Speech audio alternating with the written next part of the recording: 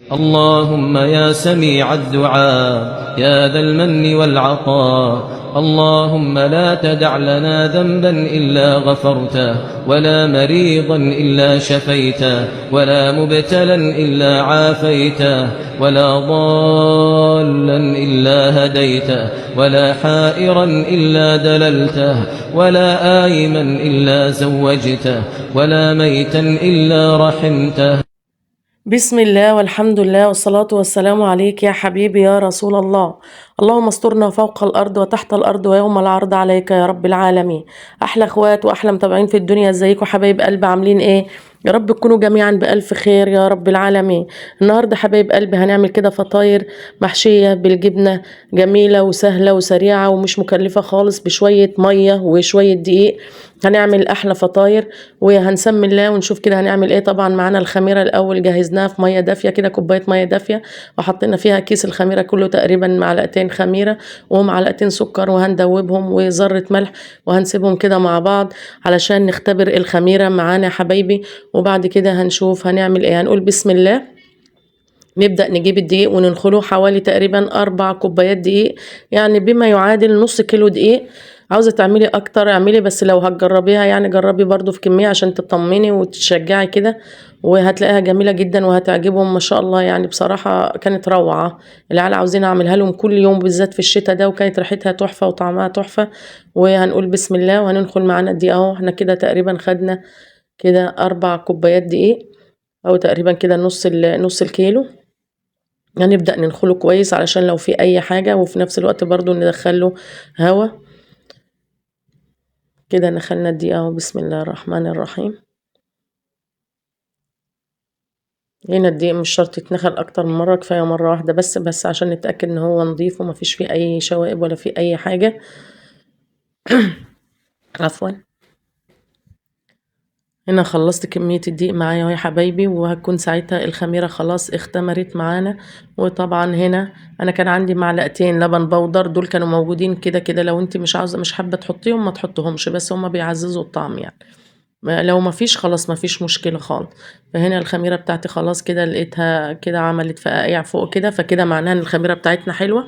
فهنقلب كده المكونات الجافة الاول، وبعد كده هننزل بالمية بالتدريج كده على الدقيق. بسم الله. دايما تسمي الله على طول يا حبيبة قلبي، علشان ربنا يجعل في يعني في حاجتك كده البركة، ويجعل فيها الخير كده دايما. دايما بسم الله على كل حاجة بتعمليها. بسم الله الرحمن الرحيم. وعلى طول بتذكري ربنا طول ما انت شغالة. بسم الله الحمد لله سبحان الله. منها بتاخدي أجر وبتاخدي حسنات، ومنها برضو إلا سبحان الله أي حاجة بيذكر عليها اسم الله ذرتها كلها بتتغير من الأسوأ للأحسن سبحان الله. فهنا هنعجن بقى كويس كده بايدينا. انا طبعا من نوع الناس اللي ما بيحبش يلبس جلافزات، عشان ما حدش يقول لي انت بتعجني بايديكي، اكيد كلنا في بيوتنا يعني كلنا بنعجن كده. فانا بصراحه انا معاكم على طبيعتي، انا ما بحبش اتكلف او حاجه، بس انا لو فعلا بعرف اشتغل بالجلافزات انا هجيبها، وبرضه هحاول اجيبها واجربها يعني. بس فعلا ما بعرفش، خلاص انا متعوده على كده. فهنا العجينه بتاعتي عجنتها كويس جدا، واخدت كده واديت معاها كده لحد ما بقت طريه وجميله. هنا حبايب قلبي عاوزة اقول لكم اللي اول مرة يدخل او يشوف القناة ما ينساش يعمل لنا اشتراك ويفعل زر الجرس علشان يوصلكم كل جديد. وما ينساش يحط لنا تعليق من تعليقاتكم الجميلة، وتصلوا على النبي عليه الصلاة والسلام في التعليقات. وبرضو ناخد كده الاجر والثواب مع بعض. كده عجناها ودهنا البولة زيت وحطيناها كده، سيبناها كده تقريبا ساعة. شوفوا ما شاء الله اختمرت وعيلت خالص وملت البولة خالص. شوفوا ما شاء الله ما شاء الله، جميلة جدا والله. هنبدأ بعد كده نسمي الله كده. طبعا انا معايا هنا ميكس جبن، ومقطعه عليه كده في فلفل حر، قرن فلفل حر احمر. ولو عندك شوية زيت زيتون حطي، عندك شوية حبة البركة، حبة زعتر، بتبقى جميلة جدا. انا يعني اولادي بيحبوها حادقة مملحة يعني. عاوزة تحشيها انت بقى اي حاجة تانية، نوتيلا، عجوة، اي حاجة اللي انت عاوزاه. بسم الله الرحمن الرحيم. هنا هنبدأ بقى نعمل كده، نقرص العجين كده ونعمله كور كده، تبقى تقريبا كلها كور متساوية كده. اللهم صل وسلم وبارك عليك يا حبيبي يا رسول الله. طبعا الواحد يعني بيحب يعجن وبيحب يبقى كده في خير في بيتك. عاوزة اقولك ان الحاجات دي والله العظيم بتوفر معاكي كتير جدا وسهلة وسريعة. وغير كده انا يعني عشان اجيب نص الكمية دي من الفرن بجيبها باكتر من حق كيلو دقيق. يعني مثلا لو هعمل نص كيلو من البتاع ده سبحان الله بيبيعهولك في الفرن نص كيلو ب30 جنيه مثلا. طب انت في حين انت عامله نص كيس الدقيق يعني ب10 جنيه ما عملتيش اي حاجه، وكيس خميره ب2 3 جنيه، ما فيش اي حاجه بقى تاني. ما فيش بقى لا استخدمنا لا بيض ولا زبده ولا اي حاجه.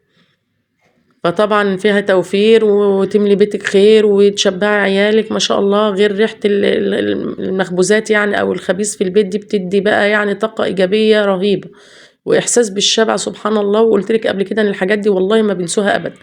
كل شويه اعمل لنا فطاير كذا، اعمل لنا كيكه كذا، اعمل. سبحان الله. ربنا يبارك فيهم ويحفظهم يا رب.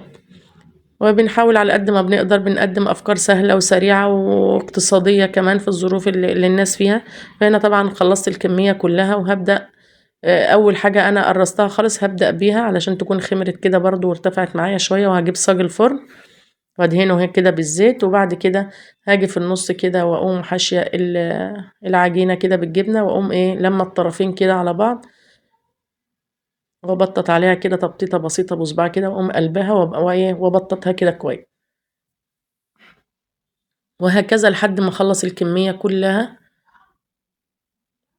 وهنشوف بعد كده هنعمل ايه. وبصراحة يعني جميلة والله وهتشكروني عليها لان فعلا في ناس بتخاف اصلا ان هي تجرب حاجة زي كده.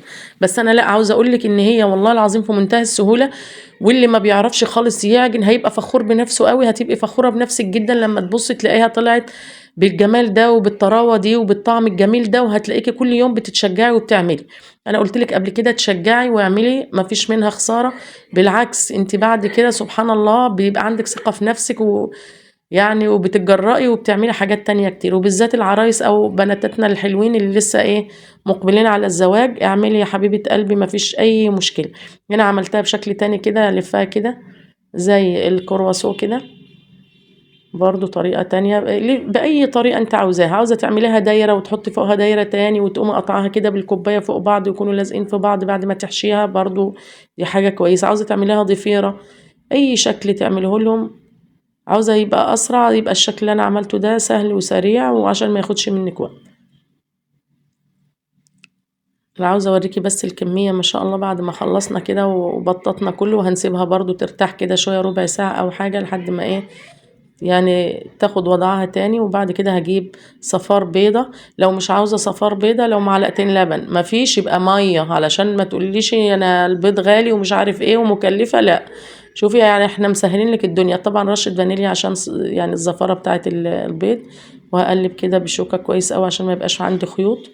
وعندي هنا نقطة خل برضو عشان الزفارة حاجة بسيطة جدا علشان زفارة البيض. واللهم صل على سيدنا محمد.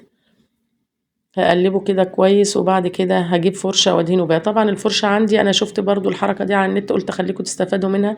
الفرشة كلنا بنجيبها بتبقى طويلة كده وما بتشيلش بيض كتير وبتلاقيها كده هايشة على الفاضي. فلقيت حد زي كده قصقصها وقصرها شوية وبقت تشيل فعلا كمية كبيرة. فانا ايه حبيت افيدكم بالفكرة دي وما حبيتش ان انا احذف الخطوة دي علشان الكل يستفاد. لو انت حسيت ان الفرشة بتاعتك كده طويلة على الفاضي كده ومش بتشيل فقص بس منها شوية كده من الطرف.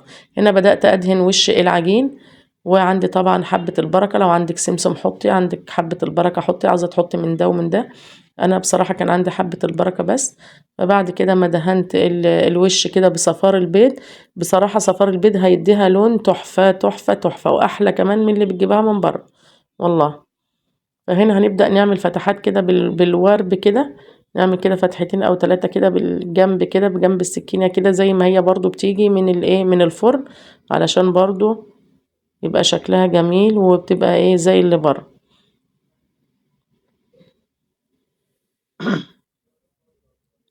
فهنا بدأت افتح فيها كلها فتحات اهو زي ما انتوا شايفين كده حبايبي. ودهنتها كده بالبيض.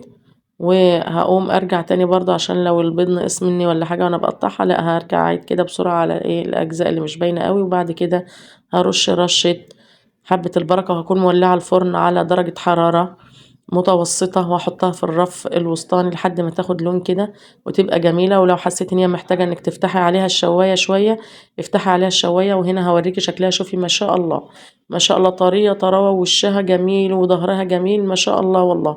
وعاوزة اوريكي كده لما افتحها من جوه، هوريكي شوفي ما شاء الله. الكمية دي صاج واحد بس، لسه بقية الكمية لسه في صاجين تانيين او صاج كبير زي ده. شوفي مفرغة من جوه وهشة وجميلة ازاي، مفتحة، ما هياش مكتومة ولا هي عجينة ولا هي حاجة. وشوفي طرية وقطنية وتحفة والله العظيم روعة. اقسم بالله عبال ما طلعت الصينية دي ما شاء الله، عبال ما جيت اطلع الصينية التانية ما لقيتش الاولانية. بألف هنا وشفا. وشوف الكرواسون برضو طالع جميل روعة والله تحفة. بألف هنا وشفا حبايبي على قلبكم. وكل سنة وانتم طيبين. طبعا احنا دخلنا شهر رجب، كل سنة وانتم طيب، وربنا يهل علينا شهر رمضان بالخير واليمن والبركات. والسلام عليكم ورحمة الله وبركاته.